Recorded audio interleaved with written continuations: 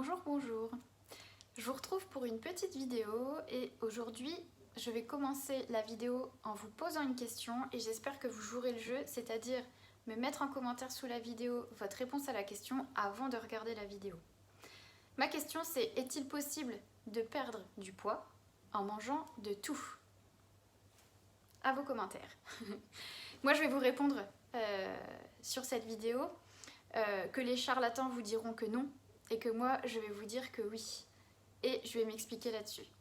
C'est une question, je pense, qui est humaine, de se demander si on peut perdre du poids en mangeant de tout, parce que je pense que vous avez sans doute toujours dû entendre que pour perdre du poids, fallait tout manger à l'eau, fallait pas de sucre, fallait pas de graisse, fallait pas de ci, fallait pas de ça, fallait supprimer le chocolat, etc. etc. Et du coup, à force d'entendre toutes ces choses-là, c'est quelque chose qui est ancré et que vous mettez en pratique finalement, et où pour vous, de toute façon, diététicienne égale régime, et régime égale tout cuire à l'eau et tout manger fade et supprimer beaucoup de choses. Ça, c'est les fausses idées que vous vous faites de notre métier à nous et de notre façon d'exercer. Après, on n'exerce pas toutes de la même façon, ça je suis d'accord, mais en tout cas, moi je vais vous expliquer un petit peu comment je fonctionne. Je vous le dis souvent comme ça, pour moi l'alimentation, c'est une partie du travail dans le rééquilibrage alimentaire et les pertes de poids.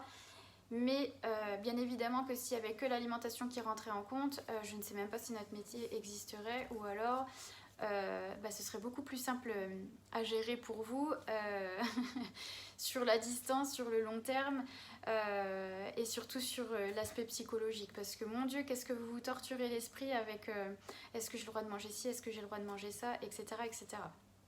Donc pour moi, justement, cet aspect psychologique, il a vraiment sa part entière dans votre suivi. Et ce qu'il faut que vous compreniez, c'est que c'est pas... ce qu'il faut pas, c'est rechercher les aliments qu'il faut ou il ne faut pas manger. Et moi, je vous l'explique toujours comme ça, je pars du principe où je mets tous les aliments sur le même pied d'égalité. Et je pense pas qu'il y ait un aliment en particulier qui fasse plus grossir qu'un autre. Ça, c'est l'idée dont vous vous en êtes fait. C'est-à-dire que vous avez classé dans des cases certains aliments. Voilà, c'est comme si vous aviez deux tiroirs, avec un tiroir où ça fait grossir, un tiroir où ça fait pas grossir, et vous allez classer les aliments comme ça, alors que c'est pas du tout comme ça que ça va se passer.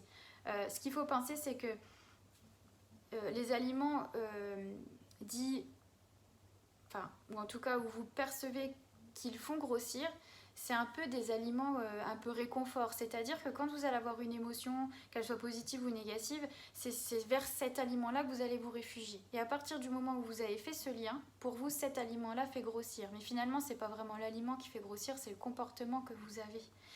Et ce qu'il faut que vous compreniez aussi, c'est que quand vous diabolisez un aliment comme ça et que vous le classez dans ce groupe d'aliments qui fait grossir, entre guillemets, et je pense que au moment où vous mangez cet aliment parce que justement vous avez une émotion qui arrive, qu'elle soit négative ou positive, vous êtes dans la culpabilité et la frustration. Ce qui est humain aussi. Qu'on le soit bien d'accord, la frustration, la culpabilité, c'est des sentiments qui sont humains. Mais le fait d'engendrer ce sentiment-là au moment où vous mangez cet aliment-là, finalement vous n'êtes pas dans la pleine conscience, vous n'êtes pas dans le plaisir. Ce qui fait que vous n'appréciez même pas l'aliment qui vous aurait fait du bien à la base. Et c'est pour ça que je vous dis que l'aspect psychologique rentre en compte, parce que qu'est-ce qui va se passer derrière? Vous pouvez être sûr que l'envie va revenir et vous allez avoir le même comportement alimentaire avec cet esprit de frustration et de culpabilité. Et après, c'est le chat qui se mord la queue, parce que plus vous allez être frustré, plus l'envie va revenir, plus le comportement alimentaire derrière va revenir, etc. etc. Et c'est plus ça qui amène à une prise de poids plutôt que l'aliment en soi. Une alimentation équilibrée, c'est pouvoir manger de tout, être bien dans sa tête, prendre du plaisir à chaque fois que vous le faites, et c'est ça qui est important. C'est que l'alimentation, c'est quand même quelque chose où on y passe au minimum à table 3 fois dans la journée. Minimum, je dis bien. Si vous y prenez aucun plaisir et qu'il y a de la culpabilité du matin au soir, ça sert à rien. Et c'est vraiment ce qu'il faut que vous compreniez dans l'idée, c'est que vous pouvez avoir une hygiène de vie irréprochable, mais si vous faites les choses par contrainte et pas par plaisir, vous pouvez être sûr que vous ne perdrez pas un gramme. Parce que ici, c'est complètement bloqué et du coup, ça ne fonctionnera pas. Donc voilà, la réponse à ma question, c'est oui, bien sûr qu'on peut manger de tout et perdre du poids. Simplement, quand on a eu les bonnes explications en amont et qu'on est à l'aise avec tout ça, vous verrez que ça fonctionne très très bien.